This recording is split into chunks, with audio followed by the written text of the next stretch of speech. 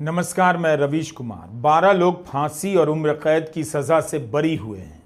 करीब 19 साल तक बिना जमानत के जेल में रहने के बाद बरी होने की खुशी क्या वाकई इंसाफ की जीत हो सकती है, या सिर्फ चांस की बात है कि इनका केस किसी ऐसे जज की नज़र से गुजर गया जिनकी नज़र में इंसाफ से बड़ा कुछ भी नहीं। सिर्फ चांस की बात लगती है, वरना 2015 में जब इन 12 में से 5 को फांसी और 7 को उम्र कैद की सजा दी गई, वह भी तो अदालत ही थी। आतंकवादी मामलों में सुनवाई के लिए अलग से बनाई गई विशेष अदालत, जिसे मकोका कोर्ट कहते हैं।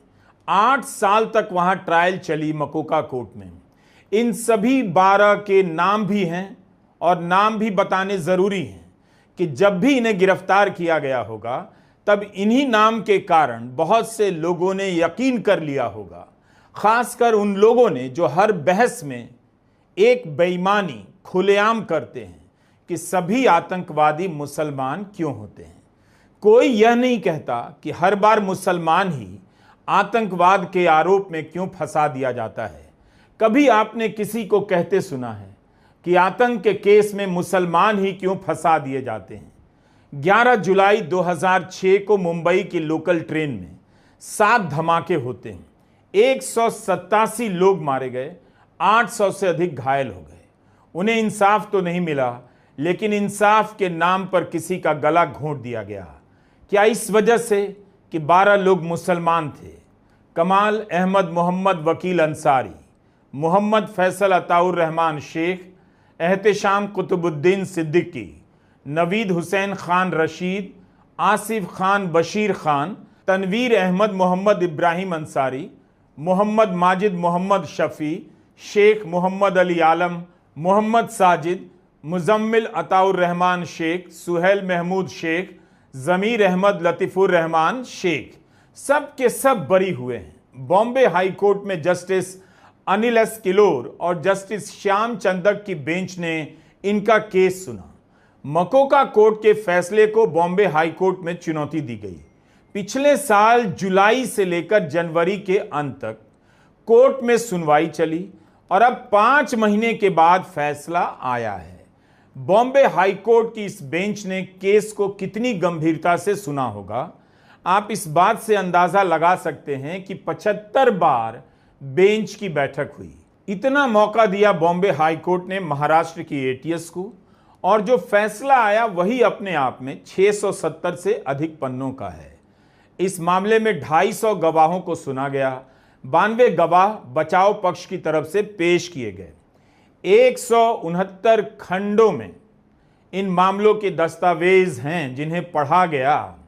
मकोका कोर्ट ने आखिर क्या देखा कि फांसी की सजा सुना दी, और फांसी की सजा भी 2000 पन्नों में लिखी गई है। 9 साल तक मकोका कोर्ट ने सुनवाई के बाद फांसी की सजा दी। बॉम्बे हाई कोर्ट का यह फैसला न्यायिक प्रक्रिया पर कितने गंभीर सवाल खड़े करता है।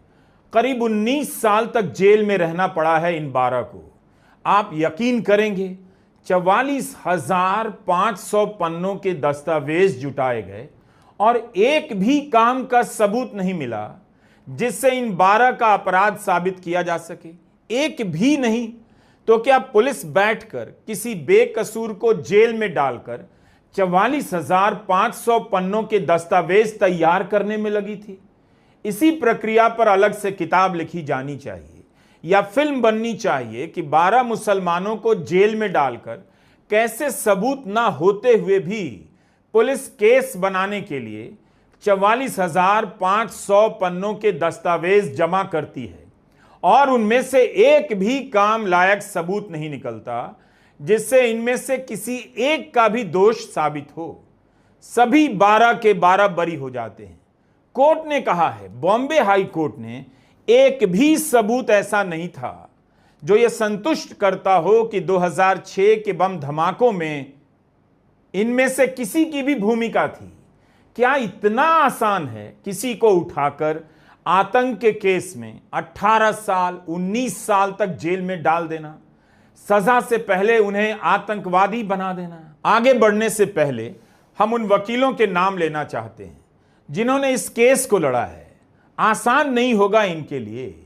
इनमें से कई ऐसे हैं जो अपनी वकालत में इसी तरह के केस लड़ते रहे हैं और आगे भी लड़ते रहेंगे। हाईकोर्ट के retired chief justice S Muralidhar, Nitya Ramakrishnan, S Nagamuthu, Yug Mohit Chaudhary, पायोशी Roy, गौरव भवनानी, आदित्य मेहता, हसन निजामी, स्तुति रॉय, इशरत अली खान। आतंक के मामलों में जनता के बीच माहौल बनाया जाता है, सांप्रदायिक बातों से उसका खून गर्म कर दिया जाता है, वकील पीछे हट जाते हैं, फरमान देने आ जाते हैं, इनका केस कोई नहीं लड़ेगा। दोष साबित होने से पहले ही आतंकवादी करार दिए जाते हैं। ऐसे माहौल का दबाव बन जाता है और इस तरह से बनता है कि वकील भी सामने नहीं आते। आप उस वक्त जरा सा संदेह जता दें तो दुनिया आपके खिलाफ हो जाती है। गोदी मीडिया आपको आतंकवादी, देशद्रोही साबित कर देगा। उस माहौल से लड़ते हुए भी युग मोहित चौधरी और नित्या रामकृष्णन जैसे वकील किसी की आवाज बनने के लिए आगे आते हैं। एस मुरलीधर ओडिशा हाईकोर्ट के चीफ जस्टिस थे, दिल्ली हाईकोर्ट में जज रहे, तब भी इसी के लिए जाने गए और रिटायर होने के बाद भी इंसाफ की सबसे मुश्किल लड़ाई अपने लिए चुनते हैं। 1 अक्टूबर 2006 की इस रिपोर्ट को दिखाना चाहता हूं। पीटीआई के हवाले से बिजनेस स्टैंडर्ड में छपी है। उस समय के Mumbai police commissioner A N Roy का बयान है कि जिन 15 में से 12 को गिरफ्तार किया है, उनकी सीधी भूमिका हमने स्टैब्लिश कर दी है। एएन रॉय ने तब कहा था, the probe was a beautiful piece of highly professional investigation. Hindi में बता देता हूं, पुलिस की जांच उच्च स्तरीय पेशेवर जांच का एक खूबसूरत उदाहरण है। बताइए, मुंबई का पुलिस कमिश्नर यह बात कह रहा है। कितनी सफाई से इन पदों पर बैठे लोग झूठ बोल जाते हैं और किसी की जिंदगी को सूली पर चढ़ा देते हैं। आज उस खूबसूरत पेशेवर जांच के खूबसूरत नमूने का हम सब हश्र देख रहे हैं। फैसल शेख, एहतेशाम सिद्दीकी और कमाल अंसारी का नाम लेकर एएन रॉय ने कहा था, ये तीनों प्राइज कैचेस हैं, यानी सबसे बड़ी गिरफ्तारी है। इन्हें क्रैक करना बहुत मुश्किल था क्योंकि इन्हें पाकिस्तान में ट्रेनिंग मिली थी। इस तरह की ट्रेनिंग मिली थी कि जांच करने वालों को कैसे गुमराह करना है, उनकी बातों को घुमा फिराकर जवाब देना है। सिमी, लश्कर तैयबा से लेकर आईएसआई सबका नाम लिया गया और यह भी कहा गया कि पाकिस्तान के बहावलपुर में इनकी ट्रेनिंग हुई है। मोहम्मद माजिद के बारे में कहा गया कि लश्कर तैयबा ने ट्रेनिंग दी। कमाल अंसारी को बिहार के मधुबनी से गिरफ्तार किया गया। इतनी सारी बातें एक पुलिस कमिश्नर स्तर का अधिकारी मीडिया के सामने बता रहा है। 7 धमाकों के असर में मुंबई से लेकर पूरा देश बदहवास हो गया था। पुलिस की हर बात पर यकीन करने लगा। लेकिन यह पुलिस कैसी है कि किसी को कहीं से पकड़ कर ले आती है और एक सबूत नहीं पेश कर पाई। हम इस पुलिस पर इतना भरोसा करते हैं कि इसकी गिरफ्तारियों और गिरफ्तार किए गए लोगों के नाम और धर्म को लेकर आपस में लड़ने लग जाते हैं।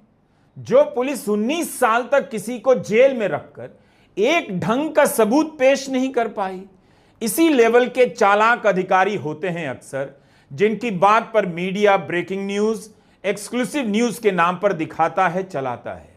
किस बात के लिए मुंबई पुलिस की इतनी तारीफ होती है? क्या इसी के लिए कि 44,500 पन्नों का दस्तावेज तैयार करें, किसी को 19 साल तक बिना जमानत के जेल में रखें और एक सबूत ना पेश कर पाएं जिससे अदालत को लगे कि इनका दोष है, इनकी भूमिका है।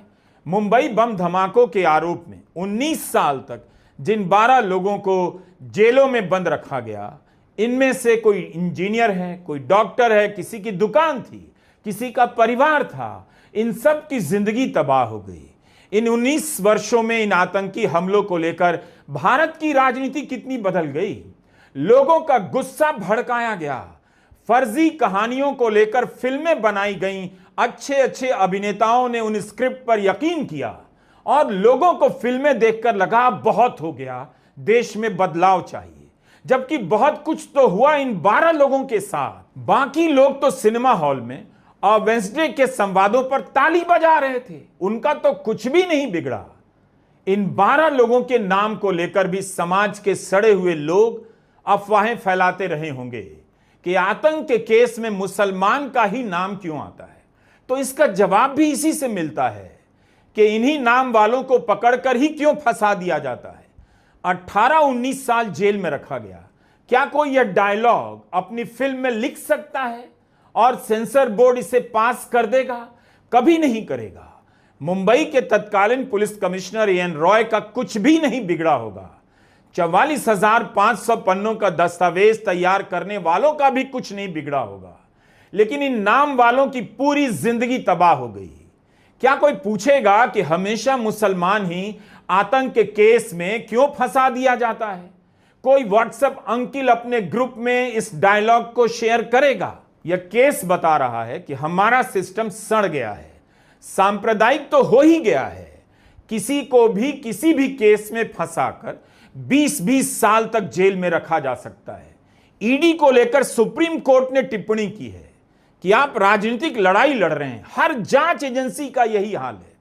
उम्मीद है आपको समझ में आएगा कि दिल्ली दंगों के आरोप में उमर खालिद से लेकर शर्जिल इमाम, गुलफिशा फातिमा, शिफाउर रहमान, मीरान हैदर, खालिद सैफी इतने वर्षों से जेलों में क्यों बंद हैं?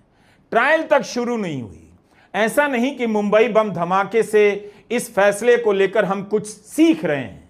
न्याय व्यवस्था बेहतर हो रही है, यह सब कुछ भी नहीं है। सब कुछ जैसे है वैसे ही है, लेकिन आज भी बिना ट्रायल के लोग 5-5 वर्षों से जेलों में बंद हैं। क्या इन सभी की जिंदगी कभी वापस मिल सकेगी?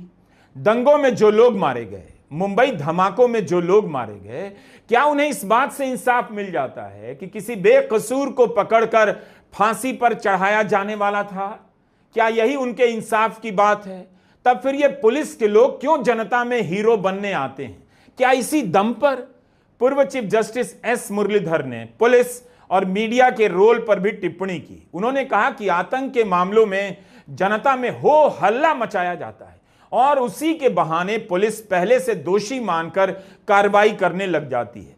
पुलिस प्रेस कॉन्फ्रेंस करने लग जाती है और मीडिया ट्रायल शुरू हो जाता है। आतंक के केस में जांच एजेंसियों ने हमें बुरी तरह निराश किया है। ये सभी 17 वर्षों से जेलों में बंद हैं, एक दिन के लिए भी बाहर नहीं आए। आतंक के मामलों में जांच की नाकामी का लंबा इतिहास रहा है, लेकिन अब बहुत देर हो गई। कोर्ट ही इसे ठीक कर सकता है। शुक्र है हमारे पास एस मुरलीधर जैसे कानून के सिपाही हैं, जो जज की कुर्सी पर बैठकर किसी के आगे नहीं झुकते, किसी से नहीं डरते, रिटायर होकर भी इंसाफ की लड़ाई लड़ते हैं।